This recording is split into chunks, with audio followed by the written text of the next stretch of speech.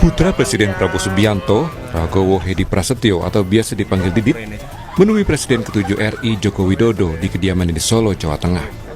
Pertemuan Didit dengan Jokowi berlangsung sekitar 40 menit. Namun Didit maupun Jokowi tidak memberikan keterangan usai pertemuan. Diketahui, Didit adalah sosok yang kerap bertemu dengan Jokowi, termasuk saat hari raya Lebaran lalu, di mana ia mewakili ayahnya untuk bersilaturahmi dengan Jokowi. Partai Solidaritas Indonesia merespon pertemuan Didit Prabowo dengan Jokowi di Solo. PSI menyebut pertemuan itu sebagai bentuk silaturahmi dan persahabatan. Ketua Bidang Politik DPP PSI, Bestari Barus bilang, Didit menyempatkan diri bertemu Jokowi atas dasar ada pergaulan kepada yang lebih tua. Selain itu, sikap Didit juga menunjukkan persahabatan yang hangat antara ayahnya dengan Jokowi. Rangka kegiatan Muharaman ada di keraton, salah satu keraton gitu ya, atau bahkan mungkin dua, dan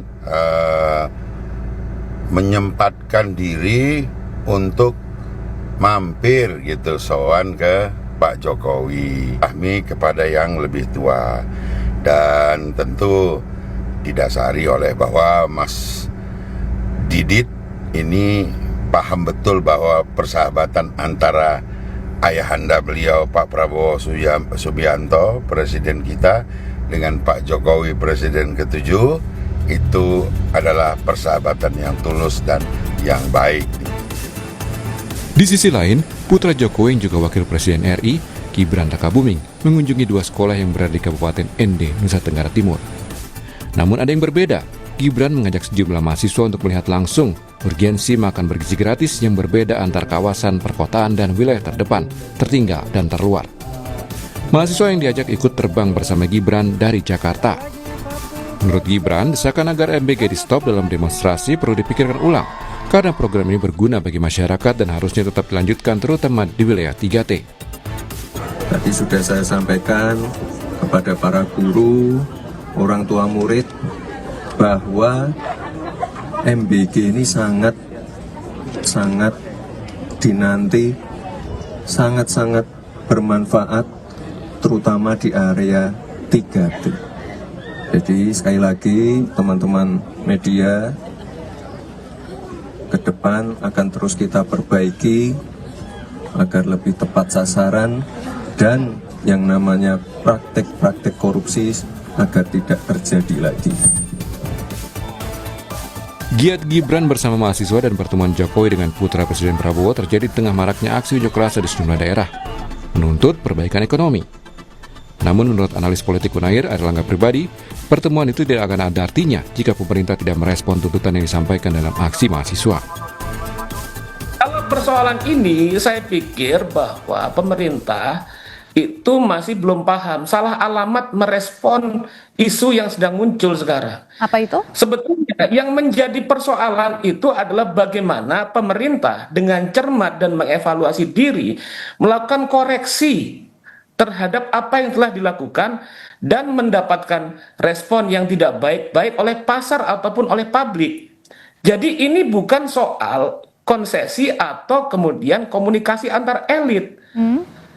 Di mana kemudian problem-problem bagaimana pemerintah dengan sigap seharusnya merespon dan melakukan introspeksi terhadap kebijakan, direspon dengan komunikasi antar elit. Ini nggak ketemunya di situ. Saat Gibran mengajak mahasiswa kunjungan kerja dan putra Prabowo bertemu Jokowi dinilai tidak menjawab persoalan yang ada akhir-akhir ini yang disampaikan mahasiswa dalam aksi demo soal perbaikan ekonomi. Tim Liputan, Kompas TV. Dua peristiwa politik terjadi di hari yang sama saat Wapres Gibran mengajak mahasiswa kunjungan kerja. Di tempat lain, ayahnya, Joko Widodo, bertemu dengan putra Presiden Prabowo. Apa makna peristiwa ini? Kita ulas bersama dengan Sekjen DPP Projo, Freddy Damanik, dan Direktur Eksekutif Indikator Politik Indonesia, Burhanuddin Muhtadi. Selamat pagi, Bang Freddy, Prof. Burhan. Selamat pagi. Pagi, Bram. Ya, Bang Freddy, ini kita cermati di hari Kamis kemarin gitu ya, Mas Didit ke rumahnya Pak Joko Widodo di Solo. Ini kalau menurut Projo sendiri melihatnya, ini beneran cuma silaturahmi, mampir sebentar, atau ada pesan-pesan politik tertentu yang ingin disampaikan oleh Mas Didit? Ya, terima kasih. Kita tentu tidak bisa menafikan bahwa Pak Jokowi memang hari ini masih berada beredar di pusaran politik Indonesia. Dan Mas Didit merupakan putra Presiden Republik Indonesia. Jadi kami melihat ini memang menunjukkan bahwa hubungan personal dan komunikasi antara lingkungan Presiden Prabowo dan Pak Jokowi tetap terjaga dengan baik. Itu yang utama. Ini menjadi sinyal positif tentunya bagi stabilitas pemerintahan dan konsolidasi nasional. Kemudian Mas Didit ini kan bukan pejabat publik ya, bukan pengurus partai. Karena itu kami melihat juga kehadirannya lebih dibaca sebagai simbol persahabatan, penghormatan, yang tadi juga jembatan komunikasi dibanding agenda politik formal. Dan seperti saya katakan tadi, ya kita tidak bisa menutup mata menafikan bahwa walaupun Pak Jokowi tidak lagi menjabat sebagai presiden, beliau masih menjadi salah satu tokoh nasional yang memiliki pengaruh sosial dan politik yang besar. Jadi banyak selain masyarakat, tokoh-tokoh kalangan datang bersilaturahmi berdiskusi dengan beliau. Tapi sekali lagi yang paling penting adalah di tengah upaya sebagian pihak yang membangun narasi berusaha membenturkan jarak antara Pak Jokowi dan Presiden Prabowo, tentu pertemuan ini memperlihatkan bahwa komunikasi antar lingkaran kedua tokoh ini berjalan dengan baik. Itu mungkin sementara pengantar dari saya yang kami bisa lihat dari pertemuan kedua tokoh ini, Mas. Oke, baik. Kalau dari Prof. Burhanuddin seperti apa, Prof? Anda melihatnya pesan-pesan apa yang kemudian disampaikan kedua pihak? Misalnya Mas Didit bilang apa, Pak Jokowi kira-kira bilang apa, dan makna di balik ini semua apa sebenarnya? Saya sendiri tidak tahu ya apa yang dibicarakan oleh kedua tokoh di Solo. Tetapi yang saya baca dari dua peristiwa yang nyaris bersamaan adalah, pertama, Mas Gibran sebagai Wapres yang untuk sekian lama sepertinya tidak muncul ke permukaan, tiba-tiba cukup aktif menerima mahasiswa yang demonstrasi, mengajak pimpinan mahasiswa, sebagian diantaranya untuk kunjungan kerja sambil melihat dapur MBG di Papua, dan saat yang bersamaan pula kehadiran Mas Didit ke rumah Pak Jokowi itu sebagai bentuk upaya untuk menyatukan frekuensi di antara elit terutama Pak Prabowo dengan Pak Jokowi, karena sebelumnya muncul kabar bahwa hubungan keduanya sedang tidak mesra, tetapi di saat situasi seperti sekarang, di mana pemerintah menghadapi banyak tantangan, bukan hanya secara geopolitik, tapi juga secara domestik, dengan makin banyaknya demonstrasi mahasiswa, tuntutan di sana-sini, sepertinya ada usaha untuk mengkonsolidasi kembali hubungan kedua tokoh ini untuk menghadapi tantangan secara bersamaan. Jadi saya sendiri tidak melihat Mas Didit semata-mata sebagai putra Pak Prabowo, bahwa beliau bukan tokoh politisi, iya, tapi kehadirannya secara simbolik jelas punya pesan dari bapaknya. Dan pesan itu sepertinya saya tangkap upaya untuk kembali mengkonsolidasi dua kekuatan, terutama di saat popularitas pemerintah sedang menghadapi banyak tekanan. Itu bacaan saya. Nah, kalau dari Bang Freddy sendiri, betulkah memang ada kaitannya gitu antara pertemuan Mas Didit dengan Pak Jokowi di tengah kondisi politik nasional yang sekarang sedang mungkin banyak demo, banyak mungkin kritik yang diutarakan ke pemerintah? Iya, seperti saya sampaikan tadi, saya sepakat dengan Mas Burhan bahwa memang kami juga melihat di sini politik ya, bisa saya katakan politik tingkat tinggi ya. Kalau biasanya disampaikan misalnya jadi ada perbedaan antara pesan kenegaraan dan pesan personal antara pemimpin. Jadi ini bukan bersifat formal, justru yang biasanya itu kan kalau formal disampaikan melalui menteri, sekretaris kabinet, utusan khusus atau pejabat negara lainnya. Justru di sini pesannya bersifat personal karena Mas Didit yang datang, penuh kepercayaan ya, menyangkut hubungan antar individu kedua tokoh ini, maka beliau mengutus Mas Didit, Presiden Prabowo mengutus Mas Didit. Ini jadi justru kita melihatnya harus lebih hangat dan tidak birokratis ya. Dalam konteks ini Mas Didit itu bukan bertindak, sekali lagi bukan sebagai pejabat negara, melainkan sebagai representasi hubungan personal yang lebih cair. Kalau dikaitkan dengan situasi per hari ini, situasi politik gonjang-ganjing yang seperti Mas Burhan katakan tadi, jadi konteksnya memang Republik ini butuh konsolidasi. Ya, sebagai tokoh politik yang saya katakan tadi, Pak Jokowi masih memiliki pengaruh politik. Saya rasa ini sangat penting, ya, sangat penting bahwa apapun ceritanya, ya, Pak Jokowi masih mempunyai pendukung yang sangat besar.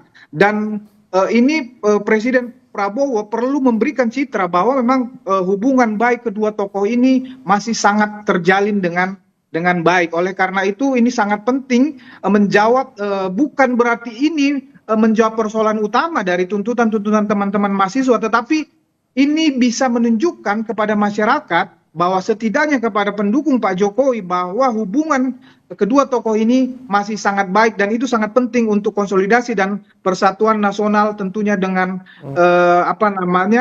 berpengaruh dengan situasi politik per hari ini. Demikian. Baik, kalau kita soroti kembali Prof. Burhan soal Mas Didit yang memang bukan seorang politisi gitu ya, dan pertemuan dengan Pak Jokowi juga bukan dalam konteks yang formal. Kemudian seberapa besar ini bisa berpengaruh misalnya ke tingkat kepercayaan ke masyarakat, ke pemerintah misalnya di tengah kondisi seperti ini? Iya, saya tadi mengatakan ya, Brad, bahwa Mas Didit ke Solo dalam rangka satu suro itu kan hanya cover ya. Pasti ada pembicaraan yang lebih penting dari sekedar satu muharaman. Tetapi yang paling utama sebenarnya, apakah mampu atau tidak upaya untuk merajut ya kembali dua kekuatan yang berhasil mengantarkan Pak Prabowo sebagai pemenang cukup besar dalam Pilpres 2024 itu bukan diselesaikan secara simbolik, tetapi secara substantif. Jadi pertemuan Mas Didit dengan Pak Jokowi itu baru tataran simbolik. Secara substantif adalah apakah pertemuan tersebut itu bisa menggerakkan pemerintah untuk lebih responsif terhadap tuntutan mahasiswa. Nah, di sini tuh jauh lebih berat dari sekedar mengadakan pertemuan, karena membutuhkan elemen teknokratik, membutuhkan kesadaran dari pemerintahan Pak Prabowo bahwa ada sesuatu yang tidak berjalan sesuai dengan ekspektasi atau tujuan awal, terutama misalnya MBG, kemudian Koperasi Merah Putih, kemudian remilitarisasi ya di banyak bidang, itu kan kelihatan sekali.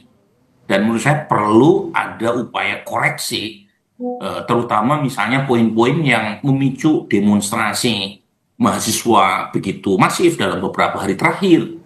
Nah, salah satu diantaranya adalah soal MBG.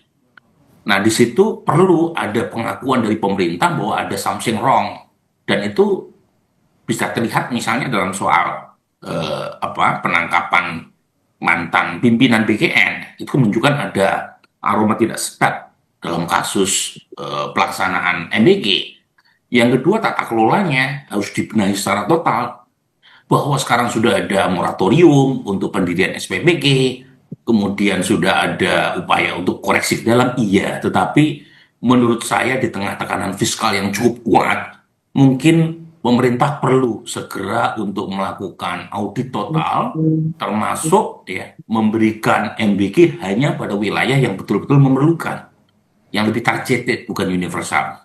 Nah, di situ hal-hal semacam ini tuh nggak bisa diselesaikan dengan pertemuan-pertemuan 4 mata, 6 mata, 8 mata, Bram. Ini perlu kesadaran dari pemerintah melihat bahwa situasi ekonomi yang tidak pasti di tengah peningkatan harga-harga sembako dan seterusnya itu pemerintah melakukan koreksi dan menekan spending yang tidak perlu. Gitu. Nah, ini menurut saya PR berikutnya. Setelah pertemuan secara simbolik, dan Mas Gibran juga udah mulai aktif ya. Kan nggak mungkin kan Mas Gibran menerima mahasiswa tanpa seizin Pak Prabowo. Pasti ada izin. Tetapi lagi-lagi pertemuan Mas Gibran dengan mahasiswa, pertemuan Pak Jokowi dengan Mas Didit itu simbolik. Yang ditunggu oleh masyarakat bukan simbolik, tetapi solusi teknokratik. Oke, yang dibutuhkan masyarakat tidak hanya pertemuan-pertemuan gitu, tapi juga koreksi secara nyata gitu ya terkait dengan banyak tuntutan mahasiswa maupun masyarakat beberapa hari belakangan. Saya ke Bang Freddy kembali. Bang Freddy, selain mungkin orang banyak mengaitkan antara ini dengan kondisi politik nasional kita, misalnya soal kondisi ekonomi kita, tapi juga ada yang kemudian menilai bahwa apa yang dilakukan Mas Didit kali ini itu juga ada kaitannya mungkin dengan menurunkan tensi gitu, karena PSI sudah mau mulai safari politik di akhir Juni ini. Mungkin pertama kalinya ini Pak Jokowi mau ke Lampung. Apakah Anda juga melihatnya seperti hal yang sama? Kalau saya tidak melihat itu ya. Jadi kunjungan Pak Jokowi ke daerah ini tidak perlu sekali lagi dilihat secara aneh, dilihat secara berlebihan, karena itu hanya turun menyapa masyarakat saja. Tidak ada, sekali lagi, kunjungan Pak Jokowi ini tidak akan membangun oposisi dan tidak akan mengambil peran pemerintah. Ya, hanya beliau itu tetap menjaga hubungan emosional, kedekatan dengan masyarakat yang selama ini, ya, baik dia selama menjadi presiden dan sebelum menjadi presiden beliau sudah lakukan. Jadi tidak ada ke situ. Ya, saya sepakat dengan yang dikatakan Mas Burhan. Ini hanya simbol. Oke, kedua tokoh ini banyak mempunyai pendukung. Pak Jokowi banyak pendukungnya, merupakan elit nasional yang masih sangat berpengaruh. Jadi di tataran saya yakin ini bisa meredam, ya, bisa meredam situasi politik nasional. Tapi itu sekali lagi hanya simbolik, karena memang yang utamanya memang bagaimana pemerintah menjawab persoalan ini. Kami dengan Pak Jokowi beberapa kali jujur mendiskusikan juga, ya, misalnya tentang MBG. Tetapi alhamdulillah, ya, puji Tuhan, per hari ini kita lihat pemerintah, ya, sudah menjawab. Setidaknya sudah mulai mendengar, ya, khususnya misalnya tentang MBG. Pak Jokowi dulu berdiskusi dengan kami, memang harusnya itu prioritasnya di 3T, ya, anggaran yang paling berapa, 30-50 triliun itu selesai untuk itu, kan begitu, ya. Dan hari ini itu sudah dilakukan, ya. Mas Gibran juga sudah mengatakan itu, ya, sudah dihentikan sementara. Jadi kita tidak bisa menutup mata bahwa perbaikan-perbaikan sudah dilakukan, dan tuntutan-tuntutan teman-teman mahasiswa itu, ya, sebagian juga sudah didengarkan dan diperbaiki oleh pemerintah. Demikian, Mas. Oke, baik. Kalau menurut Prof. Burhan seperti apa, Prof? Apakah mungkin ada kaitannya dengan mungkin meredam, jangan sampai ada tensi politik yang tinggi antara Pak Prabowo dengan misalnya PSI dan juga Pak Jokowi pertemuan ini? Ya, it takes two to tango. Jadi tentu Pak Prabowo punya keinginan untuk merajut kembali hubungan dengan Pak Jokowi yang kita tahu masih cukup kuat, terutama di Jawa Tengah dan Jawa Timur, di saat banyak tekanan terhadap pemerintahan Pak Prabowo dari sisi popularitas, ya. Tapi di sisi lain Pak Jokowi tentu juga ingin mendapatkan insentif, ya, dari pertemuan tersebut, ya. Termasuk juga Mas Gibran. Kita membaca Pak Jokowi dengan Mas Gibran dalam satu tarikan nafas, ya. Jadi bayangkan Mas Gibran ketemu dengan para tokoh mahasiswa di saat ribuan mahasiswa turun, itu kan satu tindakan yang tidak populer sebenarnya. Ya. Tetapi Mas Gibran melakukan itu. Nah, itu artinya ada sisi lain yang kira-kira ingin disampaikan oleh Pak Jokowi maupun Mas Gibran, bahwa Pak Jokowi atau Mas Gibran berani untuk mengambil tindakan yang tidak populer di saat pemerintah menghadapi banyak demonstrasi. Nah, tentu ada tanda kutip, ya, keinginan juga agar misalnya Pak Prabowo atau elit-elit Gerindra itu bisa mengerti jika misalnya, ya, Pak Jokowi turun gunung untuk membantu PSI. Jadi kan ada S2 Tango tadi. Jadi kalau misalnya Pak Jokowi turun untuk membantu tanda kutip pemerintah di saat isu-isu terkait dengan MBG, terkait dengan kenaikan harga-harga, saat yang bersamaan kan kira-kira kalau misalnya Pak Jokowi turun gunung melakukan safari politik yang kemudian dibaca untuk menguntungkan PSI, jangan sampai dianggap sebagai sebuah ancaman buat Gerindra. Itu kan kira-kira bahasa politik kan nggak mungkin dikatakan secara verbal, ya. Bahasa politik itu, Bram, itu kadang-kadang dibahasakan dengan bahasa-bahasa tersirat gitu, tanpa harus dikatakan, tetapi ada semacam kesepakatan diam-diam. Oke, saya bantu A, tetapi mereka juga harus membantu B. Nah, ini yang menurut saya sedang dijalankan ya. Dan jangan lupa ini menguntungkan dua-duanya pada dasarnya ya. Tetapi buat rakyat, ya tunggu dulu. Itu kan hanya bahasa elit. Yang tadi saya bilang adalah rakyat menunggu antara Pak Jokowi dengan Pak Prabowo ini setelah pertemuan, setelah hubungan merajut kembali hubungan keduanya menjadi lebih mesra. Pertanyaannya dampaknya buat rakyat apa? Apakah misalnya harga-harga turun setelah keduanya makin runtang-rantung ke sana kemari? Apakah misalnya ketika Pak Jokowi melakukan safari politik, MBG tata kelolanya lebih baik misalnya? Apakah ketika pertemuan dengan Mas Didit, masukan-masukan yang tadi Mas Freddy sebut ya sebaiknya hanya untuk 3T dengan anggaran 30-50 triliun saja misalnya, itu didengar oleh Pak Prabowo atau tidak? Nah ini kan menurut saya lebih substantif ya ketimbang misalnya runtang-rantung di tataran elit gitu. Nah yang kedua ini lebih kompleks. Dan kalau misalnya ternyata tidak punya efek buat publik terkait dengan banyak hal, terutama yang paling kelihatan adalah sisi ekonomi ya. Ini tantangan utama Pak Prabowo sisi ekonomi nih, Bro. Itu ternyata nggak ada efeknya pertemuan antara Mas Didit dengan Pak Jokowi. Ya menurut saya jangan salahkan publik kalau kemudian mereka menganggap pertemuan di atas itu hanya sekedar drama saja untuk membicarakan kepentingan kelompok masing-masing. Oke, kalau bicara soal efek mungkin misalnya yang ketemu adalah Pak Jokowi dan juga Mas Didit gitu, apakah perlu nih Bang Freddy yang ketemu adalah Pak Jokowi dengan Pak Prabowo langsung, atau untuk efeknya lebihnya misalnya ketika Pak Jokowi turun ke daerah gitu, banyak kemudian yang mungkin bisa diberikan masukan ataupun misalnya dikoreksi dari apa kebijakan-kebijakan pemerintah yang ada di daerah, misalnya soal MBG ataupun Kopdes Merah Putih. Iya, masalah pertemuan apakah perlu Pak Jokowi dengan Pak Presiden Prabowo langsung, saya rasa itu apa ya, biarkanlah beliau-beliau yang paling paham tentang itu. Jadi itu sekali lagi bukan substansi untuk menjawab persoalan ya, tetapi itu sangat bagus untuk persatuan nasional, konsolidasi Republik yang hari ini situasinya seperti itu sangat bagus. Tetapi kan ini masalah menjawab persoalan. Ya, sekali lagi Pak Jokowi tidak akan turun ke masyarakat, tidak akan apa namanya ya, itu hanya silaturahmi kebangsaan. Beliau tidak akan menjawab mewakili pemerintah. Tentunya tidak akan seperti itu posisi politiknya, dan beliau tidak akan, sekali lagi bukan akan membangun oposisi sehingga tidak ada yang perlu ditakuti. Tetapi melalui diskusi-diskusi, kalau Pak Jokowi itu kami berdiskusi misalnya beberapa kali diskusi dengan Pak Jokowi. Situasi hari ini masih jauh sekali dibandingkan situasi COVID, dan Pak Jokowi punya pengalaman untuk itu, untuk menjawab tantangan-tantangan itu, menyelesaikan permasalahan-permasalahan itu. Pengalaman Pak Jokowi ini sangat penting untuk pemerintahan hari ini. Dan pesan-pesan ya, masukan-masukan Pak Jokowi bisa disampaikan melalui kanal apapun ya, baik melalui langsung ya, melalui Wapres juga, melalui pejabat-pejabat di kementerian yang Pak Jokowi juga masih banyak kenal ya, untuk program-program banyak sekali.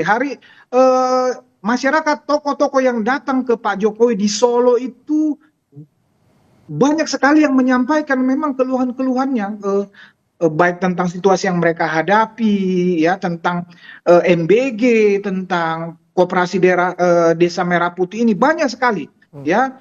Tapi per hari ini kan itu sudah mulai dijawab. Misalnya Koperasi Desa Merah Putih itu juga, ya, banyak sekali kepala desa yang melapor kepada Pak Jokowi. Tentunya Pak Jokowi tidak akan menyampaikan itu secara terbuka, yang akan nanti bisa disalahartikan, bisa dinarasikan menjadi itu tadi adu domba kembali, kan begitu. Pak Jokowi tidak akan melakukan perbuatan-perbuatan yang seperti itu, tapi beliau akan memberikan masukan ya, karena beliau sebagai seorang presiden yang mempunyai pengalaman di tengah-tengah situasi yang tidak kalah, bahkan lebih parah dari hari ini, dan saya yakin Pak Prabowo juga paham itu, ya, oleh karena itu melihat situasi hari ini, kami Projo masih percaya kepada pemerintahan ini karena sudah mulai mendengar dan memperbaiki situasi-situasi yang ada. Ya, oke, hari ini masih MBG. Kami juga sudah mendengar bahwa Koperasi Desa Merah Putih juga sudah akan berproses di hukum, kan begitu. Sudah akan dilakukan perbaikan-perbaikan, kan begitu. Jadi menurut saya oke lah, ini kalau sempat dibangun narasi kedua tokoh ini mempunyai hubungan diadu domba tidak baik, ini merupakan hal yang baik, bukan hanya simbol, tetapi saya yakin kami yakin, Projo yakin ini akan membangun kembali katakanlah ya, masukan-masukan Pak Jokowi, pengalaman-pengalamannya ini akan membantu pemerintah saat ini untuk menjawab atau mengatasi persoalan-persoalan yang ada. Oke, nah ini yang saya tanyakan ke Prof. Burhan. Terakhir Prof, terkait dengan Jokowi Effect yang mungkin sudah dibahas juga tadi disinggung beberapa kali, seberapa besar mungkin Pak Jokowi bisa memberikan impact ataupun efek gitu untuk paling tidak memberikan masukan-masukan maupun juga mungkin perbaikan-perbaikan atas pemerintah ataupun jalannya pemerintahan saat ini? Iya, memang Pak Jokowi masih punya taji ya, tetapi tajinya berkurang, dan itu wajar karena beliau sudah tidak lagi menjadi presiden. Tapi setidaknya di beberapa basis seperti di Jawa Tengah, Jawa Timur, dan beberapa provinsi mayoritas non-muslim, Pak Jokowi masih didengar. Tapi lagi-lagi masalah utamanya ini bukan soal apakah Pak Jokowi masih punya pamor atau tidak. Masalah utamanya adalah ekonomi. Ya. Dan di situ dibutuhkan solusi teknokratik oleh mereka yang punya power. Nah, Pak Jokowi secara formal sudah tidak punya power untuk misalnya bagaimana mengatasi tekanan fiskal, bagaimana mengatasi pelemahan rupiah, bagaimana mengatasi penurunan indeks harga saham. Itu sumber ketidakpuasan publik. Jadi kalau misalnya saran-saran misalnya ya hebat dari Pak Jokowi tidak dieksekusi oleh pemerintah, yang nggak ada impact-nya buat publik. Jadi yang paling utama adalah bukan pamor simboliknya Pak Jokowi, karena ujungnya basis Pak Jokowi sendiri sekalipun seberapa cintanya pun pada Pak Jokowi, kalau menghadapi masalah ekonomi ya marah juga. Jadi pada titik itu saya kira memang perlu kolaborasi ya antara Pak Jokowi dengan Pak Prabowo, tentu dalam rangka mengeksekusi hasil-hasil pertemuan simbolik menjadi solusi teknokratik. Oke, saya melihat Pak Prabowo sudah mulai ada perubahan ya, ada moratorium pendirian SPBG, kemudian liburan sekolah nih, ya ini kan sebentar lagi liburan sekolah ya, cukup lama. Itu dihentikan sama sekali operasional SPBG. Jangan lupa waktu kemarin Ramadan orang libur itu dibagi tuh SPBG itu. Kemudian ada komentar keras juga dari Menko Pangan Pak Zulkifli Hasan untuk mengatasi penghambur-hamburan ya 1 triliun per bulan gitu ya. Itu ada upaya untuk mendengar. Tapi pertanyaannya adalah MBG ini kan baru satu isu ya, Brand. Ada isu lain yaitu isu ekonomi, yang menurut saya MBG dengan diperbaiki tata kelolanya mungkin memberikan semacam sinyal positif bahwa spending yang terlalu jor-joran bisa dihemat gitu ya. Tapi sisi lain pemerintah juga harus mengeluarkan paket stimulus untuk menggerakkan ekonomi. Itulah solusi yang menurut saya bisa ya mengembalikan popularitas pemerintahan Pak Prabowo, dan tentu saja semuanya akan happy kalau misalnya Pak Prabowo dengan dibantu Pak Jokowi mampu memberikan solusi nyata atas masalah atau himpitan yang sekarang mendera masyarakat. Oke, tidak cukup dengan hanya pertemuan, kemudian masukan-masukan, tapi harus dieksekusi secara nyata gitu ya. Solusi teknokratik tadi disampaikan Mas Burhan yang harus dilakukan Pak Prabowo supaya bisa menjawab tuntutan-tuntutan maupun juga kritik-kritik yang dilayangkan ke pemerintah beberapa waktu belakangan ini. Terima kasih Mas Burhanuddin Muhtadi, Direktur Eksekutif Indikator Politik Indonesia, dan juga Bang Freddy Damanik, Wakil Maksud kami Sekjen DPP Projo, sudah bergabung di Sapa Indonesia Pagi. Selamat pagi. Selamat pagi. Pagi Mas. Saudara, jangan beranjak, kami masih akan kembali dengan informasi dari mancanegara, di mana upaya damai Amerika Serikat dan Iran masih dibayangi serangan di Lebanon. Israel masih terus menggencarkan serangan meskipun ada kesepakatan untuk mengakhiri perang.